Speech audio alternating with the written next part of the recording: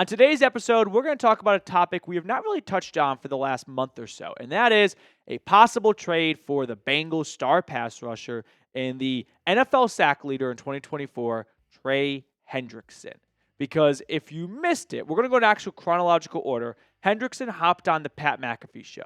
And on the Pat McAfee show, he responded to a couple of comments that were made by the Bengals EVP, Katie Blackburn. And I want to read to you guys a little bit of it because it's not a great message, I'd say, to your star player and to your fan base. But she said he should be happy at certain rates that maybe he doesn't think he'd be happy at. Pause. You're telling your employee you should suck it up and we are giving you a fair offer, which doesn't even sound like they're making an offer.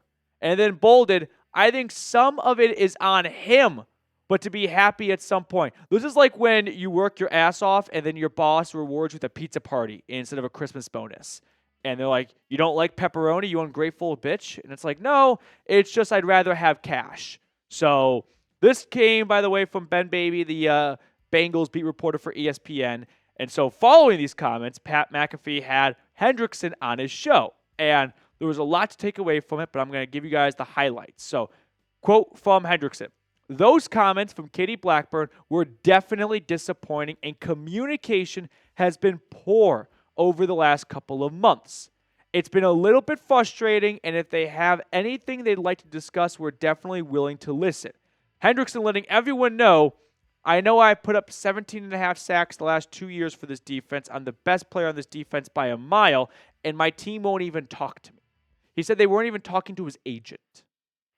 Bad luck for Cincinnati. And then he also added this.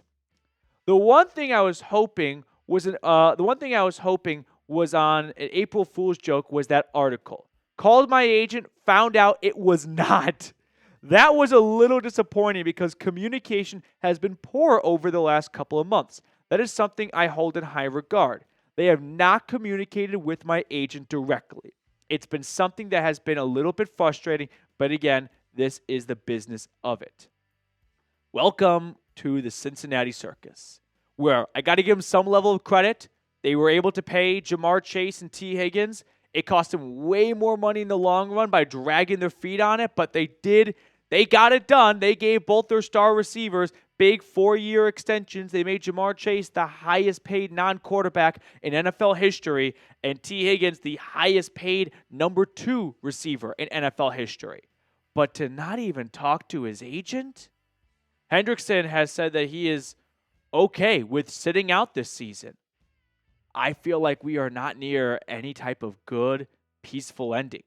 You've got the Bengals EVP saying, suck it up, stop being a baby back bitch about it. And Hendrickson going, hey, I really just want to be a Bengal. I just want to tell my wife that we're going to be here long term, and I'd like to be able to settle down here. And the Bengals are going, no, you should be happy with what you have right now. So, tough luck. And I don't really know how the Bengals are going to get this done. Financially, it's possible, but we're talking about the poorest team in the NFL, in my opinion. And I say that not from like a speculation standpoint, but the Bengals, it's a family-run business. They don't have like Arthur Blank Home Depot money. They've got the Bengals money. And the Bengals, if you remember, go back to not even 10 years ago, they were struggling selling tickets for a home playoff game. And they are paying in cash this year, right? Hard cash. What is that? $100 million plus between Burrow, Chase, and Higgins. That's just those 3 players. Haven't gotten to the rest of the roster yet. So I don't see a world where they put together a somewhat fair offer for Hendrickson. And it sounds like they haven't even really made him an offer. So we're going to talk about what a trade from Atlanta could look like as it continues to go south in Cincinnati between these two sides. But first, I do have to give a shout out to our friends over at PrizePicks. Spring is here, which means baseball season is here. And as we film this during our Thursday live show, hopefully the Braves will have won a game by the time you're watching this. But if not, maybe take the less on a couple of the batters in that lineup. Because the way PrizePicks works is you pick more or less on 2 to 6 players and their projected stats. Then you can win up to 1,000 times your money on PrizePicks. One of my personal favorite features about it all is that you don't even have to go 4 for 4, 3 for 3. You can go 3 for 4, 4 for 5, and still come away with some dough in your pocket. So download the app today and use code CLNS to get $50 instantly after you play your first $5 lineup. All of that information is in the comments and description of today's video. Download the app today and use code CLNS to get $50 instantly after you play your first $5 lineup. PrizePicks. Run your game. So let's get back to Hendrickson, who, of course, we remember from his time in New Orleans and then goes over to Cincinnati after a breakout 2020 season with the Saints. And, man, did he live up to the billing for the Bengals. 14 sacks, 8 sacks, and then back-to-back 17.5 sack seasons. He put up 19 tackles for loss, so he's not just a third down guy. He can stop the run. He is one of the best pass rushers in football. I almost feel kind of bad for the guy because he's having tremendous seasons when it's during an era of like Myles Garrett and TJ Watt and Micah Parsons, and those guys just, tend to attract a little bit more attention. But I'm in on a Hendrickson trade with 2 asterisks to it. And I think these are fair asterisks to have. But like kind of surface level, my approach is yes or no? Yes. If I'm allowed to elaborate, here's where the asterisks come in. 1, what would it cost to get him? I'm not in on Hendrickson to the point where I'd give up anything for the guy.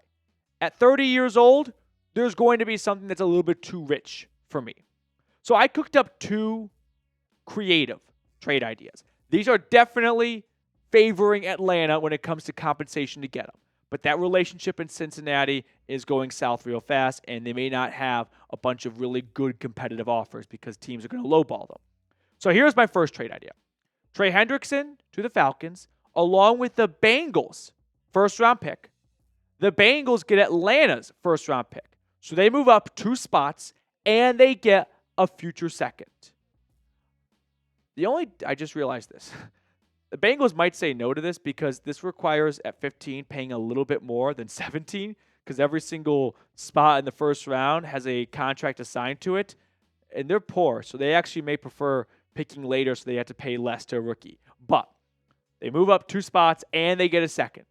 This is, a very economical friendly package for Atlanta.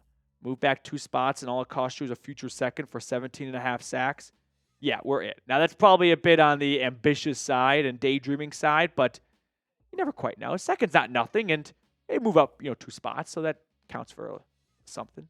The other trade idea I had is it's less ambitious. Maybe a little bit more realistic, we'll call it. Hendrickson and the Cincinnati Bengals second-round pick this year, 49, to Atlanta for Atlanta's first-round pick.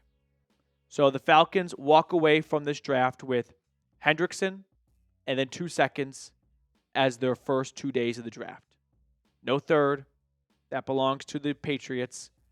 So you can kind of view it just as, hey, at pick number 15, you get Trey Hendrickson, and you also run into an extra second-round pick. So same amount of picks in the first 2 days, but you fall from 15 to 49. And to make up for that fall, here's 17.5 sack man, Trey Hendrickson. So let me know, would you be open to trading for Trey Hendrickson? Give me a T for trade, give me a P for pass. That's the first asterisk of I'm open, but obviously at some cost that's appropriate. The second part of the asterisk is, well, with this trade, you also got to factor in a new contract for him. And you can look at the highest paid edge rushers in football. I don't think Hendrickson is looking to become the next highest paid edge rusher. I think he just wants a long-term deal. Right now he's sitting at number 10 at $21 million. I think you could find a good middle ground around Nick Bosa and Josh Hines-Allen. If I had to predict what a contract extension could look like for Hendrickson, how about 3 years, $90 million? Rough math, that's $30 million a season. That makes him the 4th highest paid edge rusher in football. He's going to turn 31 years old in December. Of the $90 million, you probably guarantee like $60 million.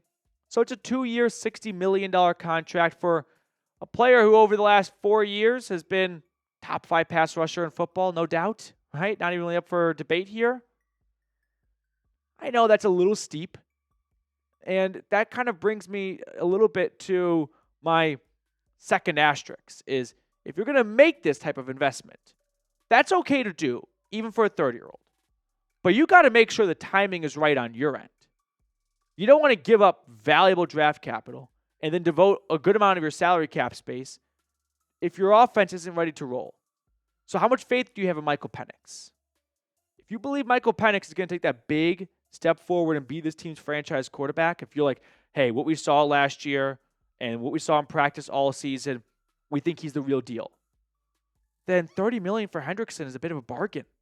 Not even top 3 highest paid. But if you make this move and Penix isn't the guy, then the timing's all off. Now you're missing out on some good draft capital. Devoted a lot of money to a player who's going to help your team, but if you don't have the quarterback right, nothing else really matters. So this is the big asterisk. If you're like, hey, Petey, I kind of want to wait a little bit and make sure we have the right quarterback. I get that. I'm on the same page right there. I do believe in Michael Penix. I was very high on him coming out of Washington. So that's the second asterisk right there. Got to make sure Penix is your guy. It kind of reminds me of when the Bears traded for Khalil Mack. They did that at the same timeline-ish of Mitch Trubisky was entering year 2. And the Bears were like, we have our quarterback. Let's go get an incredible player on defense now. And if Trubisky was the guy, it would have been a slam dunk. Unfortunately, Khalil Mack played well. The Bears still had some level of success. They made 2 playoffs with him there, but they never won a playoff game because they didn't have the quarterback. So they probably wouldn't do that trade again if they knew, well, we don't even have the quarterback down yet. Oh, well, then before we start getting together the side dishes, we got to make sure they have the right entree. Let's not overspend on dessert. We don't have the meat and potatoes ready. That's going to do it for us on today's episode. Thank you all so much for tuning in. If you enjoy the content, make sure to subscribe on your way out, and I'll see everyone next time.